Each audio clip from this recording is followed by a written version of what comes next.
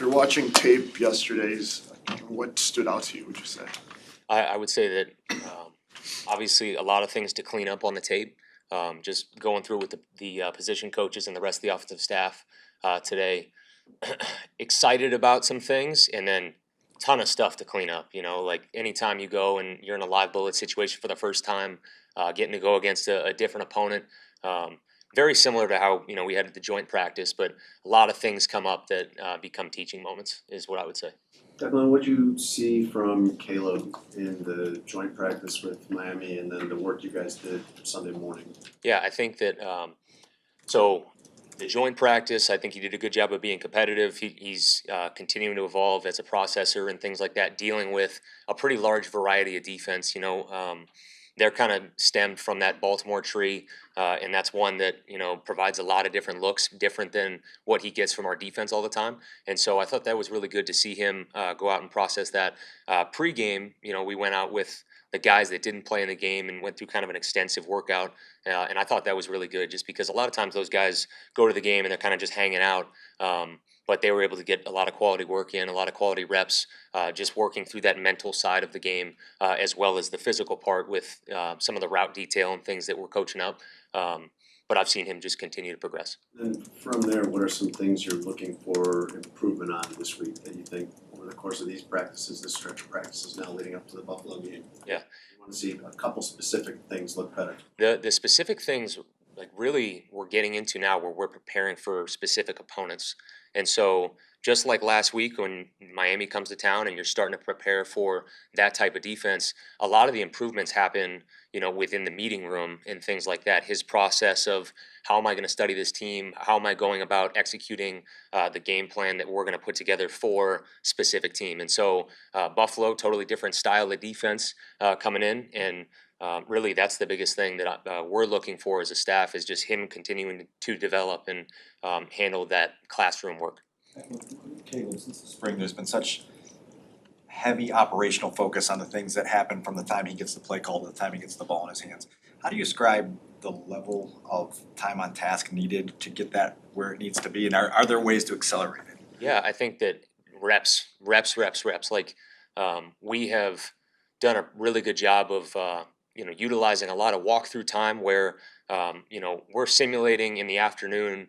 We're going through 45 reps plus blitz pickup, which might be 24 more reps. But the quarterback having to go through, call the play, come up to the line of scrimmage, and go through his operation. And my answer to that is there's no shortcuts. There's no way to hey, make it easy. You have to really go through that process, and that's what we've been going through since we started, really, when we got here.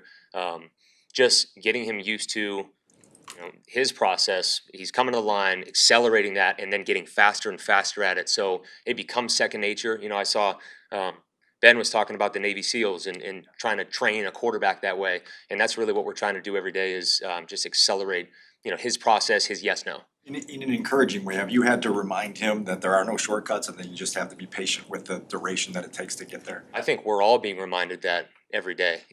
That's upholding the standard, is that there are no shortcuts. Everything we do matters. Every single little detail matters. And we try to use those as teaching moments with all of our players. It's showing a clip and showing, hey, here's this backside receiver, and he's kind of loafing on the backside. Here goes a screen out the front side. If he hauls and blocks the safety, this is going to be a touchdown. And it's this little thing that he may not see as very important, but we're trying to get them all to understand every single thing we do every day is critical to the operation. It's a little different to have a practice the day after a game. What are you guys hoping to accomplish today? Like, what should we expect to see? So the biggest thing is the guys who didn't play in the game, or guys who played limited reps, they're going out and having a good work day. It's kind of what I've been exposed to around Sean Payton the last 6 years of being around that. We always practice the day after a game, and I think it actually goes back to Bill Parcells. But there's this misnomer that you're playing in the game and there's a really physical wear and tear for all of them. A lot of them are taking more limited reps. So guys that are under call it 15, 20 reps. Really, they're ready. They can still go practice today and still go have a good day. And really, it's geared more towards those starters that didn't play in the game yesterday, trying to give them this game-like feel. What do you like about DJ from running back? DJ is one of those guys that you really love when the ball's in his hands. And so just trying to find ways to be creative about how we do that, trying to get him touches in every way we can. I think that he has he's very natural back there. He has good vision. And it's one of those things that, we'll test it and mess with it a little bit and, we'll see where it goes. How would you assess how the two left tackles played, and was there any more separation there after the first game? I think that, I think that they're starting to separate themselves from each other. I still think that battle's wide open. There's a lot of football left to be had. You know, Ben said it today in a team meeting. We're really halfway through camp at this point. And so that's starting to become clearer, but we are still very much in a battle. I'm really excited to see Buffalo come in here and our guys get work against their edge players. You know, last week with Miami, they got some guys that are really impressive. And so all of that tape is really valuable. How did you evaluate how Braxton and Ozzie did? I would say that both of them, there's a lot of room for improvement in both cases. You know, I think that Dan addressed that with them in their meeting. Really, it's about, who's willing to make improvement on, that performance and keep accelerating to see who's going to be the guy, there week one. On the touchdown pass, the 4-yarder, Braxton got beat pretty quick. Was the plan always to take him out after that series, or was that related? Those guys are on a rep count, and so it's not like something happens and a guy gets benched. It's really like we go through before the game ever happens, and we have a big chart of, hey, we want this guy to get 15 to 20 snaps. We want this guy to get 35 snaps. We want, and in some cases, we're limited on numbers, and it's like, hey, this guy's gonna play the whole second half. But that's just one of those cases that we're trying to make sure that everybody that we're trying to evaluate plays, and it just so happens that that takes place. What's going to Question for you separate about- that competition, and what's going to make one of those become the winner? I think that the tape doesn't lie. I think that it will become clearer and clearer as time goes on that one of those guys is going to separate themselves in the eyes of the decision makers of Ben, of our front office, of the O-line coaches, of myself.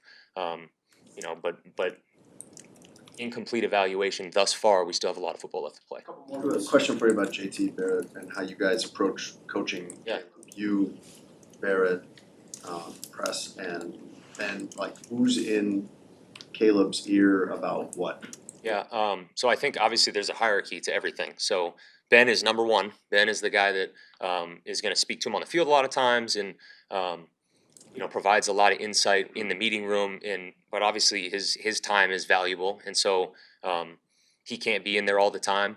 After that, really every quarterback meeting, myself, JT, Press are all in there, and I would add in the other quarterbacks. I think we're all a part of helping Caleb develop his process and accelerate, becoming a total NFL quarterback. What was your overview of Monungai yesterday, both with the ball in his hands and when he wasn't the ball? Yeah, I really enjoyed watching Kyle play. I think that you guys watch it too. You watch a physical guy that's willing downhill. There's some shots on tape of him trying to block downfield and playing with a lot of effort.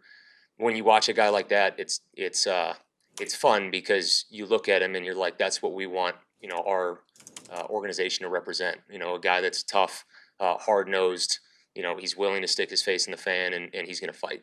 You guys had a couple, like illegal shift and I think one illegal formation yesterday. How much of that is just, it's preseason for everybody out there versus you kind of maybe go take a closer look at why were those things happening or why did they happen more than once? Yeah, I think anytime that's happening, that's unacceptable. That's not our standard. That's not whoever, if they're wearing a Bears uniform, that can't happen. And so that comes back to going back, evaluating it, talking to the quarterbacks, the skill players. Hey, get set. Hey, offensive line. Let's make sure that we're in our stances. We're ready to go. There are elements of that are it's preseason, but that's an excuse. You know what I'm saying? Like that has to get right, and that's something that we need to address right now. Thank you. Thanks, Thank you guys.